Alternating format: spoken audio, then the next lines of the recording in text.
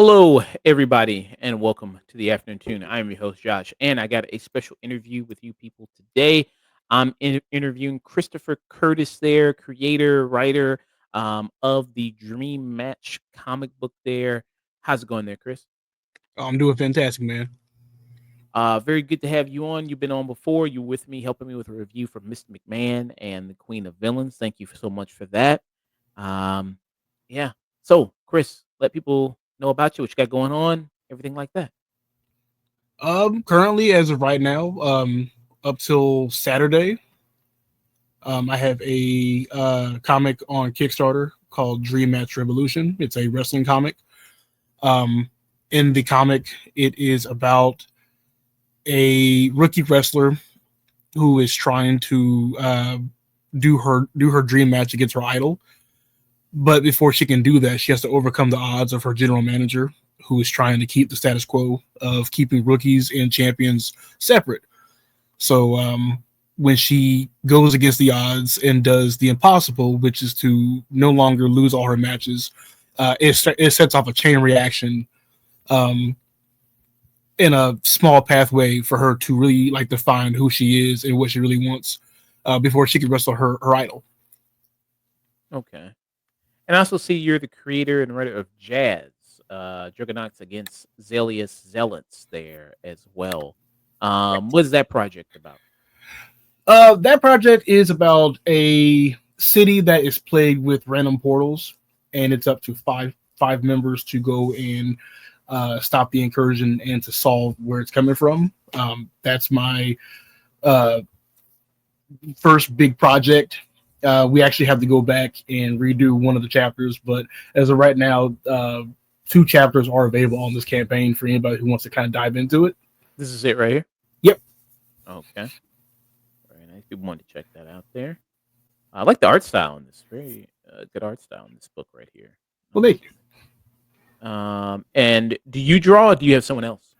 Somebody else draw. The one who did this one was Goldberg Villanueva, which he is a past artist. The artist who I have now, which will be going back and redoing this one, is Ash Hari, who's also the artist for Dream Match Revolution. Okay. Very nice. Yeah. So, Chris, thanks for joining me for this interview, man. So you want to talk about a little bit about your early beginnings? Where'd you get your start? Where you grew up? How'd you get into making comics? Everything like that. Yeah. Okay. Well, I can do a small background. So I'm from Indianapolis, Indiana, and I just recently started getting into comic book making about 2 years ago. I was on a small development team for a indie RPG game, and we never really finished it. So since the story was all me, I was trying to make something that would help supplement while we were trying to get that game going. And I ended up taking our old story and twisting it into what Jazz is. So that game is not coming out at all at no time soon. So I kind of just said, "Hey, do you guys mind if I just like kind of run with it?" And they gave me the whole go ahead. So Okay. So you were doing video games at first there. You were working on that as a full-time gig there. You were working on that, or was that oh just no, it was like a almost a hobby. We had no idea how to make money out of it or with it. But when I'm not writing, I work in education in many of our public schools here. Right now, I'm in one high school right now, so I'm a high school paraprofessional, and I try to mentor a lot of the kids who have this like artistic talent, Mhm. but don't know what to do with it. So as I'm learning crowdfunding and how to put things out and where to put them out, I turn back around to my graduate students and tell them that they have options. Okay. And how much have you learned from the space there? Because how long have you been making comics now? 2 years, 2 2 years. years. It'll be three here in the next few months. But almost every time that I get involved in something, I learn more. I learn more and more. Is a lot of the things that I'm learning is that it pays to pay attention to the right audiences and where they go and where you put your things at. So you got to like kind of pay attention most likely. Mm, okay. And, have you made a lot of good friends in the space there, learned a lot from them? How is the kind of indie comic space there? I've talked to some other indie creators there in the comic space, people like, Shira May, people like Ant. Uh, what's kinda been your experience there? Have you collaborated with some people there, kinda learned from them, gone to the convention scene there? I've actually worked. You mean Stokes? Yep. Oh yeah, yeah. So I actually I have a collaborative book right now with him. That's Tap or Die, Mm, which okay. is a which is another wrestling book. Um, indie like working with indie comics has been a eye opener because I'm not used to being around so many people that kind of do um, some of this work, and I never have anybody that I can watch the processes with. So I'm learning a lot of things that I can do and cannot do because like a lot of us don't make the same thing, and so it's kind of more about like what spaces can I inhabit and then what I cannot inhabit. But overall, I don't really have much of an issue with many in indie comics that I could say. Okay. And what about the convention circuit? Have you been much there? Have you done that yet? Or No, matter of fact, starting next February, that's going to be my very first thing I'm doing. I have a convention where my artist is flying up from Mexico. Ash is going to be flying up here and staying with me and my family for a whole weekend. We have a anime convention to go check out here in Indy, and I think from that point on, I'll start to kind of branch out to more conventions just after I see how that one works out. okay. Are you nervous about it? Nervous going to conventions there? Heard any horror stories from other people about conventions? Or I've been asking questions. I've been trying to pay attention to like to kind of see what sells and what people go there for. A lot of people go to conventions just to get fan art of already made stuff, and we don't want to just have that, but we do know that that's an option to have. So um, it's all about like just taking data from people that have already been there and trying to see how we can make it work. But I'm not as nervous as I was a few months ago. I'm a lot more confident now because I have a support group that I can go to for all the questions I need. okay. So you said so you're working on two kind of things. You're doing a collaboration with Ant Donovan, who's also known as Stokes. There, Tap or Die. Then you also have Dream Match as well. So, like I said, two very wrestling centered, wrestling themed comics that you have. So is wrestling, was that a big part of your life? Wrestling was. I grew up in the Attitude Era. By the time that I was able to watch wrestling on my own, when my brothers didn't have it on for me, um, wrestling kind of went in that really weird era in like the 2000s. So I kind of stopped following it and just kind of like picked up bits and pieces. But it was predominantly a big thing in my childhood. And we remember when we did the review of Mr. McMahon, you said that now it's kind of returned to be good for you now in this kind of new kind of era there for you. It was called the Renaissance era, you said. Yeah, So now it's kind of turned back more into it now.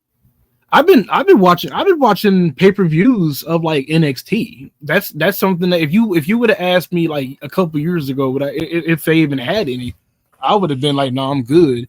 But yeah, no, this era is great.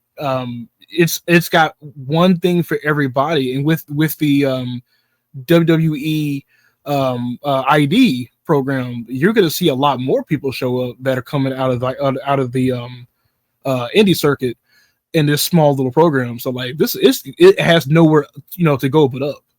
Mm. And how much influence there as far as the characters in the comic there? Because so you have the main character, Faith Stone. Yeah, So how much is she based on a real life wrestler there? How you know any personality traits of hers from a real wrestler? she's based not really on one wrestler, but she's based on a base set. So she has that like like the progression level of Bailey a little bit, because you went from seeing Bailey as this like mid card like one tone gimmick person, and now she's like pretty big in terms of where she came from. Um, a lot of my characters have a blend of real wrestlers, and then a little bit of my own personalities, because this story kind of hits um, kind of home for how I feel about certain things, and it helps me to relate better to having all these other personalities doing it for me. Yeah. And I see with the art that you also have here that it draws, you know what I mean, the artist's drawing from real matches, as you can see here as well. So that's pretty good that they got that to make the comic feel more, I guess, come to life there, with the kind of the inspirations there. And then you listed some of your inspirations as far as the comic goes in general. And then you have Naruto here, so some anime that you have here. Anime is very influential for you as well. Yeah, Okay. And what about anime in particular is very influential to you and, like, influential to the story? most shonen anime has a message on some form of hardship and progression, and the need to better yourself to beat any type of like obstacles your way. So a lot of people don't realize that like sometimes anime storytelling and pro wrestling do go hand in hand, because it's all performative. It's all to give you hope and to instill a much better lifestyle. So when you pick up Dream Match, you're looking at somebody who has spent a majority of her time stifling her skill set to make the company grow and do its thing, and that's at the behest of her. So now she can't grow, but this company's growing. So when she decides that enough is enough, I need to get here and do what I have to do to get my dream. Now you get to see that progression and what it looks like. Mm, okay. And very much you do have those parallels there sometimes with wrestling, and then you see that in anime, very much the underdog story, hero's journey kind of going on, seeing this person work hard, train to be the best, and then when they finally do accomplish their, goal there, you're with that moment with them, and it does feel more special. There, you have those moments in wrestling, like with Kofi Kingston when he won the title. That moment when he beat Daniel Bryanson. That was really good. That was a really great moment there. And a lot of people was rooting for him there. Yeah. So you're going to see a lot of those trials and tribulations with Faith Stone throughout the comic there. Yeah. Okay. So that's very good. Um, Villain wise, because with wrestling, always, you can't have a great baby face without a great heel. How's the villains in the story? How are they like there? Um, you're gonna see the back and forth between Faith and Lucille Graves, who is the GM of this venture, and she's very much protective of the business and the company.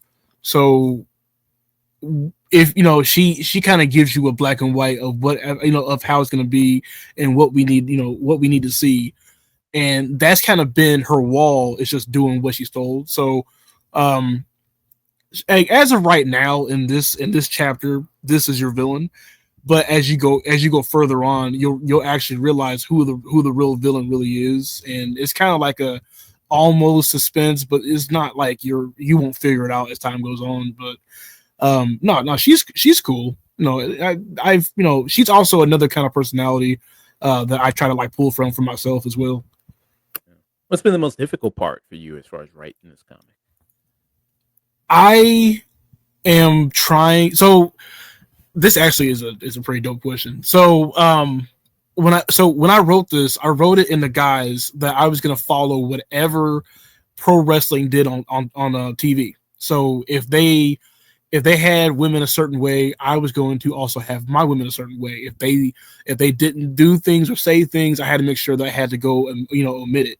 So a lot of the content I had to play around with, um, and not go my usual routes. So there's not much swearing. There's not much gore, blood, or anything like that.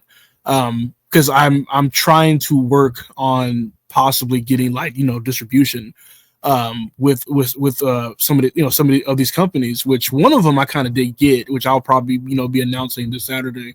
But it's just kind of all about keeping it familiar and keeping it to where I can maintain with their base. And that was a struggle earlier, but I think I finally got how it should look. Okay. And when you mentioned base, just as far as the people that you are trying to attract with this comic, is it people who are already into pro wrestling? Is it people? Could you not be a fan of pro wrestling and get into this comic? Like, what's kind of your opinion there on that? You can definitely not care about pro wrestling at all and still read this 100% because um all the aspects of pro wrestling that like people don't like is the fact that when the cameras go off, all the people are now clocking out and now they go home and now they don't have to do this thing once they leave the arena. When you read Dream Match, there is no clock out, there is no other mode, there is no kayfabe, so it's on all the time. I made this environment to where it's real 24/7. So you get to remove that doubt of, oh, it's just fake, or it's just they're just faking it out. No, they're not. So now you can't use that as a crutch. Mm. So there's no moment where we see her in her personal life there. It's only just while she's wrestling, and then at the arena and everything like that. There's no moments where she's just at home chilling or anything like that. There's a few chapters to where she's not there, but it's like I wanted it to be where you won't see them pull a what is it, Triple H and Undertaker having dinner when they just did a pay-per-view type shit. So you gotta, like, it's always on site. I wanted it to be like engaging, however, whenever, and almost as fantasy as we've tried to hold on to, as far as this art form is. Okay. Yeah. Do you think that's kind of a lost art there in wrestling, the kayfabe? You like that kind of maintaining of the illusion? You think that helps sell it better there? I mean, yeah, because there are people who like make these kind of comics and works where they have them like go home and all of a sudden like they're like, we're not in the ring, why are you calling me, type thing. I feel like it works better, like it works out because like if you look at as you said earlier with anime has their own wrestling anime called Ultimate Muscle. When you watch Ultimate Muscle, it's essentially just like that, and it keeps up with with that world building, and it keeps up with that environment because like a match can just pop off at any time, and that's just how they operated. And for reference, this is what you're talking about right here. I remember this show a long time ago when this show came out. Yeah, that's That's exactly what it's talking about. Yeah, this is unlocking some memories right here. Yeah, this right here. Yeah. If people don't know, yeah, that came out way back a long time ago. Yeah, '02 is when this came out. Yeah, I remember being a kid watching this. Um, yeah, very action oriented. It's a wrestling kind of anime with ultimate muscle. They're very over exaggerated as much of what wrestling is there. Yeah, very, very classic there. Okay. So like you say, you don't need to have a person there that is already into pro wrestling to kind of get into this. Very much open to the kind of casual person there. Do you think that when I say attract people, do you think pretty much you're open? It's not one specific group of people there. It's pretty much, yeah, open to anybody who just wants to enjoy a good comic or any just good piece of entertainment there. Yeah, no, yeah. It's I've made it very general audiences type of way. So if you like stories driven on overcoming like adversity, then there you go. If you like uh strong women characters who are not one tone, there you go. If you like sports, there you go. Like it's so broad, it's so general that anybody could pick it up and find something that they can follow and follow along with it. Yeah. And I want to talk to you because you said you got a regular job there, regular kind of 9 to 5, and you're doing this comic. Um, how do you kind of balance that? Because some people may struggle there to do kind of their passion and what they really want to do because there are work in there, and maybe they're doing school or they're doing kind of some other things. They're trying to find that kind of balance there. How much time do you tuck away to just like I'm just going to write and finish these chapters? How much time do you dedicate to just the artistic process there for yourself? Last school year, I ran a kind of like a small writing club just to give me the time to write at like at work. Like it was a excuse to put away like a whole hour or so to knock out some certain things and edit things and jot down ideas, and using that time to also like showcase to some of my graduates on how how it looks when you are doing drafts, and how it looks when you're submitting for getting edits and whatnot. So I just had it like disguised just because. But like this school year, I don't have that much time, so I come home and between making dinner for my family, I try to do about a good hour or so before I stop and find something something else to go do. So it's all about finding a balance, especially when you have kids and full time job and things like that. Mm, yeah. Um, and I don't want to get too much, but how old are you there? Oh, I'm 32.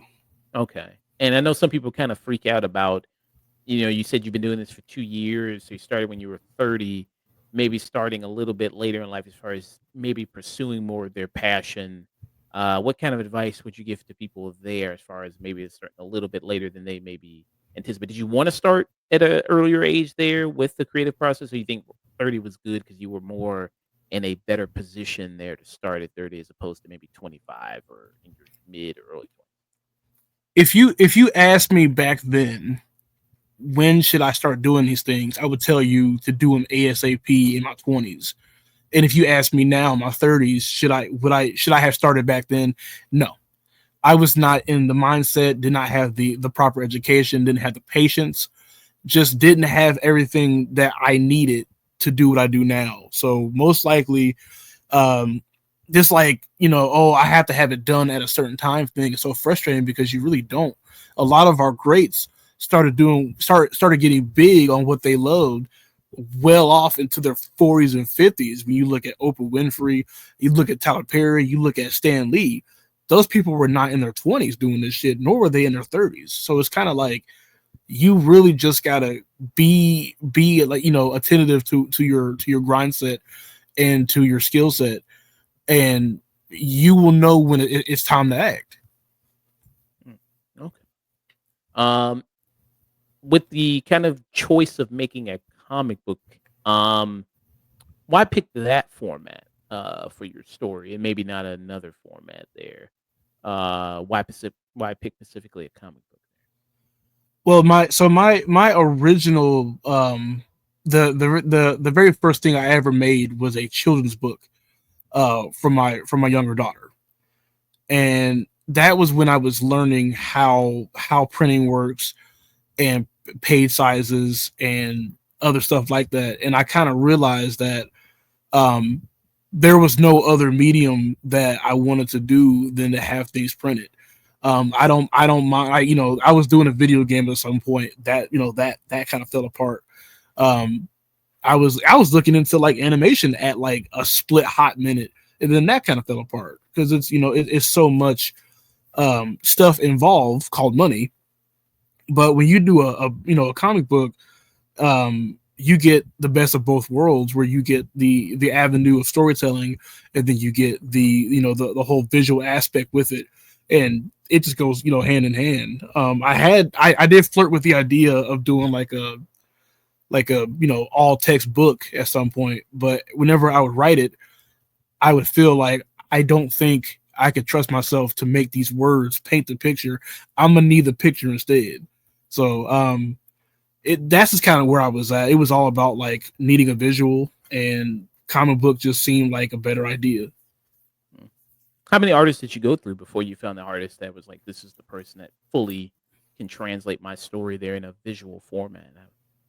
Oh, that this is gonna be an embarrassing question. It's all damn near double digits. I went through so many people.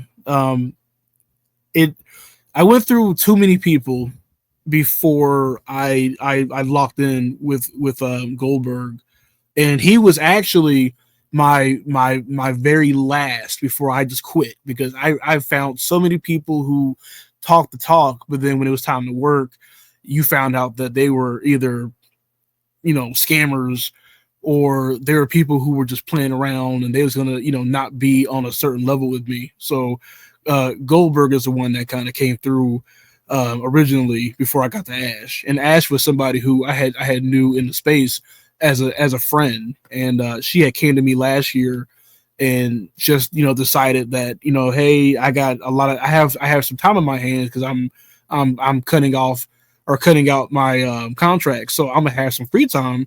Let's work. And I was like, you know what? It seems like a good idea, and here we are about three books in. Mm, okay. So you went through a lot of multiple people there trying to find the right person, then you locked in on him. Yeah, and it looks like a great process there. I like a lot of the way it looks there, a lot of personality, which is really nice. So yeah, I think you picked it very correctly by picking them. Yeah. Um, so like I said, you've been in the space for 2 years. Um, what kind of challenges have you kind of faced there in these 2 years? And then in another 2 years, what do you think you'll do better compared to your first 2 years? I came in the game not sure of myself and my place, and I almost came in here like a gang. I came into space and I was like, who should I go take out? And I was trying to figure out like who were my ops, who were my opposers, and I made the mistake of just getting under so many people that did not do any type of growth for me, that I had to do for my own. Like I wasn't learning. I was just trying to be like whoever, whatever. And so that kind of explains my like very first year, and it was super unnecessary. But I hope in the next 2 years to acquire even more people who believe in what we do, and to ultimately get offline. Like being online is cool, but I'm trying my best to do like an offline initiative. That's where I get more retention at than I do online, so to speak. So I'm hopefully I could just be like a whole like nomad offline. Mm. You think it's so the online process, like nowadays with indie creators there, you don't think the online process, or at least for you, has made it easier there to be an indie creator? I it has, because you can reach more people, but sometimes reaching more people, I would rather reach more dedicated people, and that might be smaller than just like reaching people in general. I have no problem with like drawing, multiple thousand views on certain things that I do and say or post online, but it does not translate to anything, or it doesn't translate to much over time. So it's like I would rather just go to like events that were like designed and made to house what I do, versus just being online and getting a bunch of views and hoping that it'll convert. Mm, okay. Yeah. Do you think you kind of have that experience when you start to travel around the conventions there, really getting that 101 feedback there from people, interested, coming up to your table, seeing your comic, kind of going like, oh, okay, what is this there? I mean, do you already have like a pre-planned? kind of thing already there to catch people's eye and interest there? Yeah, yeah. Yeah, there's we got signs and stuff, design and everything. I haven't had them shipped out yet. Um, I feel like once I get to environments, I'll be able to have a much bigger turnaround. I used to do pop-up shops at certain bookstores in my area, and I started to kind of see more people have an interest in the things that I was selling, and it was much easier because people were already going there to go buy something, and there I am. I've been working on stocking like my old issues on um in like comic book shops because I don't want to wait for a publisher to go do it. I'll go do it. So I've had Jazz in a few books bookstores. I gave them about like 10 copies and they sold out. But like to me, like that's a win. So next year, I'm trying to branch out to putting Dream Match into actual like wrestling venues and having them there for sale and things like that. So it should do a lot more than what I've been doing. Mm, okay. You think that's the probably the most one of the most fun kind of experiences you have with your comic is actually going to sell it and then meeting people with it, or do you think the creative process is more fun? With what's kind of been the best thing for you there with the comic there? Both. The creative spot is amazing because I'm working with like a very talented artist and a very good friend of mine who's been helping me get better, and it's been a really cool journey. But one of the wrestlers that is in Dream Match, she wrestles here in my state, and I'm working on trying to get like a sweet like photo op deal when we go over to the venue and start putting books over there. So it's like that to me is also cool as shit too. Mm, okay. Um, yeah. And is this kind of pretty much what you've always wanted to do here? This is like your true passion is to write comics, is to be just a writer in general? Is Writer, yes. Comic books, no. I wrote my ass off all throughout high school, and I never knew how to improve myself or like what I could do. I just love to write. And so after a while, after I graduated, I just like I left it on the shelf and I didn't really bother with it. And it wasn't until, like I said, 2 years ago when I kind of was like, hey man, I want to try this out. Like it's not a long time dream of mine, but I'm really glad I did it. mm, okay. Yeah. Well, it's always good when somebody is able to really pursue their passion, pursue their dream there, and I think a person's happier because of that when they're able to do that. Mhm. And then so when you, I guess actually when you're sitting there when you're kind of writing there, um, do you get kind of the you said you kind of were at first initially we're gonna write about just the storylines that actually happen in wrestling and then translate those. So for the stories in the comic, how did the kind of the ideas kind of come to you? Do you still kind of just watch maybe some little wrestling, get some ideas, and you take it a different direction, or do you just kind of, I guess, type out like have an abstract kind of view of it, type up some ideas, then kind of workshop some things first, then kind of go into the process of writing of the story in the chapters? Yeah, that one. Because so with this one, it was less about wrestling. It was more about watching more anime and reading more manga to kind of figure out what what a hopeful story looks like in the very beginning. And then once I figured that out, then it was like, all right, so how do I incorporate all of my action parts and the storytelling of like wrestling to go into it? So I started picking up more and more. I was very pleased with the WrestleMania last year. I loved it a lot. I probably watched it about 5 times over, and I've never done that for like WrestleMania. I've always like had them on and then whatever. But I was so pleased with it. Um, I was trying to find out at what bits and pieces of this WrestleMania could I incorporate. So I'm definitely watching old stuff for sure. Mm. And that was that some of the inspiration behind picking a female lead character was because you do have this huge rise in a lot of female wrestlers there that have happened that now, like a female wrestler headline WrestleMania, I think about several years ago was the first time that ever happened. That she headlined WrestleMania. So is that kind of also some of the inspiration behind picking a female lead character? No, originally it wasn't supposed to be a female character. But the more that I wrote the story, the more I was like, if I do it with like a male character, that's like they're like a dime a dozen. Even in this type of storyline, it's almost like, why not just flip it? And like Ash is very good at like drawing women, and that was kind of like her whole thing was like, I wish I could draw more women, and I was like, I wish I could do something different. So we kind of came together and was like, we got to make it a female league, and that's kind of where it came from. But yeah, no, it's, I mean, like, I want to say that the women's division helped out greatly, and it did, but it was really more about like happenstance. Okay. Do you find it difficult to write a female lead character there at all? No, matter of fact, I find it difficult to write male characters. Mm. And why is that?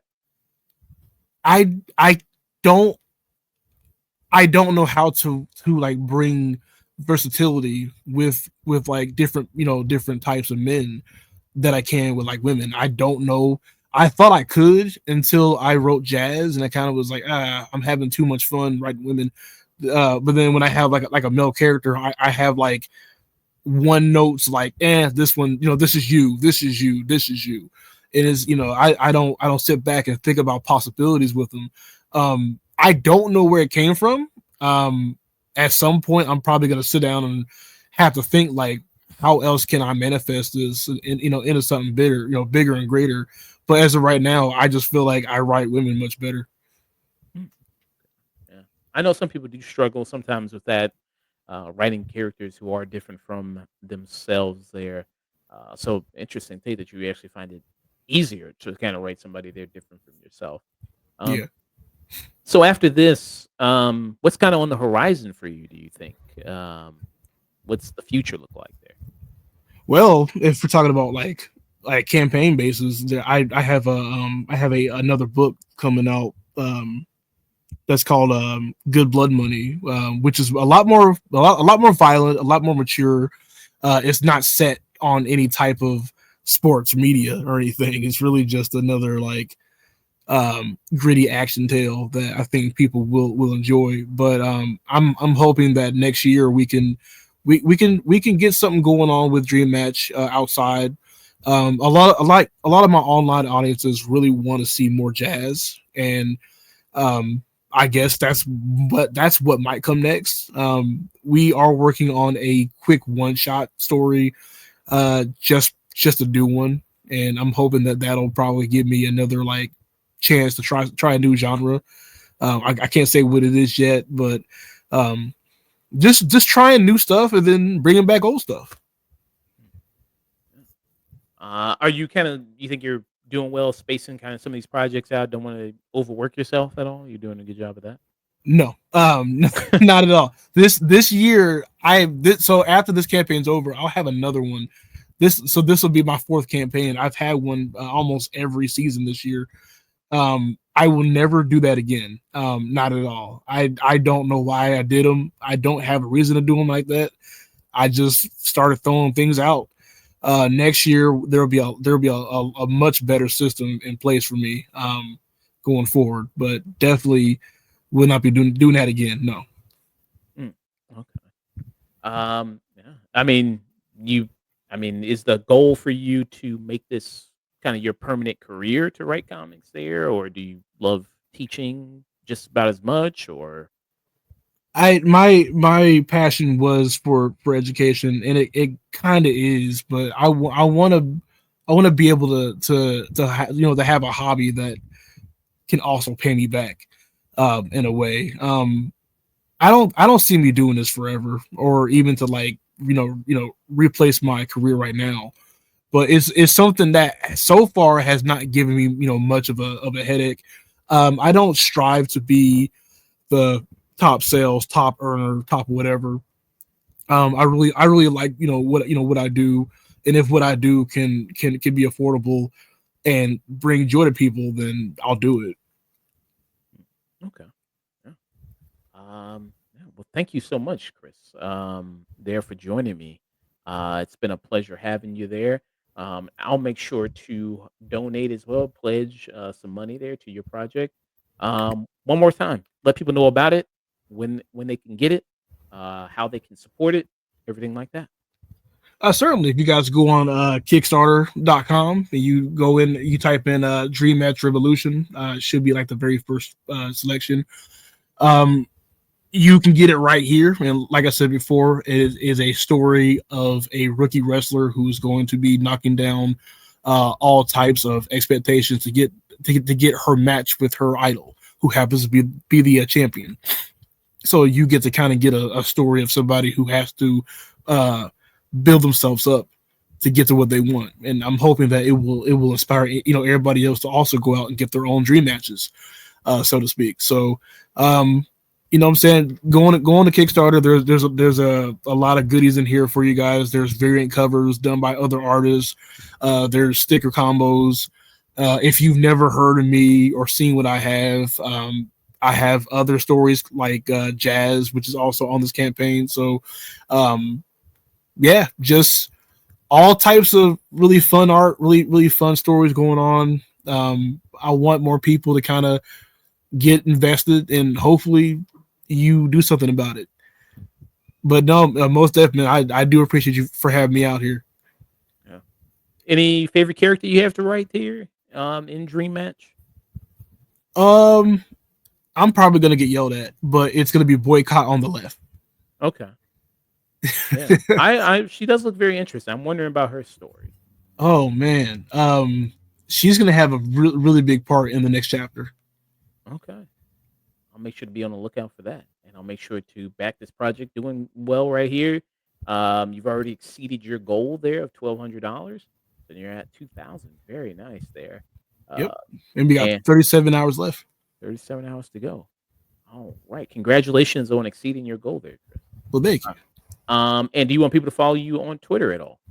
Oh yeah. If you guys should definitely go ahead and follow me on Twitter. And if you go on my bio, you will even find my artist. So also follow her. Both of them to be exact. My Twitter page, my Twitter handle is Christyle Inc. or at Christyle Inc. Share the S. Christyle Inc. S is in the middle. It does not move from Chris to style. Okay. Very I've nice. had a lot of people tell me that they can't find me. I'm like, because you spelled it wrong. Putting the two S's there, only Yeah, one S. no, two S's is gaudy. One S is fine. Okay. Yeah. I'll make sure to put your links in the description below. Thanks for joining me, Chris.